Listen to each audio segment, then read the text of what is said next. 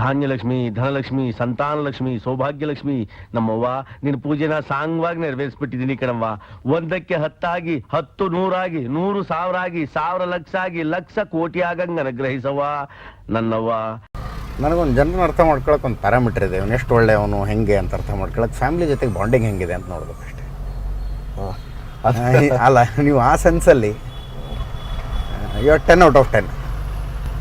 Okay, that's good. ಆಗಿರಬೇಕು, ಅನಿಸಿದ್ದನ್ನು ಹೇಳ್ಬಿಡ್ಬೇಕು, ನಾಟಕ ಆಡಬಾರ್ದು. I like such people. ಇಲ್ಲ, ಏನು ಗೊತ್ತಾ, ರೂಟ್ಸೇ ಇಂಪಾರ್ಟೆಂಟ್. ಹೌದು ಹೌದು. ಮನೆಗೆ ಹೋದ್ರೆ ನೆಮ್ಮದಿ ಇರಬೇಕು. ಅದಿಲ್ಲ ಅಂದರೆ ಸಕ್ಸಸ್ ಇದ್ರೂ ವೇಸ್ಟ್. ಕರೆಕ್ಟ್. ಆಮೇಲೆ ಹೋಗೋದಕ್ಕೆ ಒಂದೇ ಮನೆ ಇರಬೇಕು. ಹಾಂ, ನೋವೇನಿದೆ ಅನ್ನೋದನ್ನ ನಾನೇ ಆ ನೋವನ್ನ ವಿಷಕಂಠನಾಗೆ ನುಂಗ್ತಾ ಇದ್ದೇನೆ ಅನ್ನೋದನ್ನ ಹೇಳಲಿಕ್ಕೆ ಬಯಸ್ತೇನೆ. 100% ಸರ್, ಅದೂ ನಿಜ. ಏನು ಅನ್ನಿಸ್ತು ದರ್ಶನದಾದಾಗ? ನನಗೆ ಅನ್ನಿಸ್ತಿದ್ದು ಯಾವತ್ತೂ ಒಂದು ದಿವಸ ಆಗುತ್ತೆ ಅಂತ ಅನ್ಸಿತ್ತು ನನಗಿದು.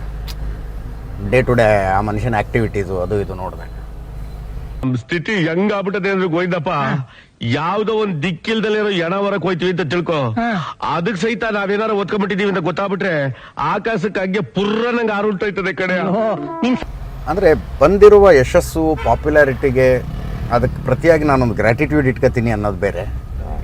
ಯಾವುದೋ ಹಿಂದಿನ ಜಮಾನದಲ್ಲಿ ಸೊಸೈಟಿ ನನ್ನ ಜೊತೆಗೆ ಹಂಗೆ ನಡ್ಕೊಂಡಿತ್ತು, ಈಗ ನಾ ಸೇಡ್ ತೀರಿಸ್ಕೊತೀನಿ ಅನ್ನೋದು ಬೇರೆ. ಹೌದಾ?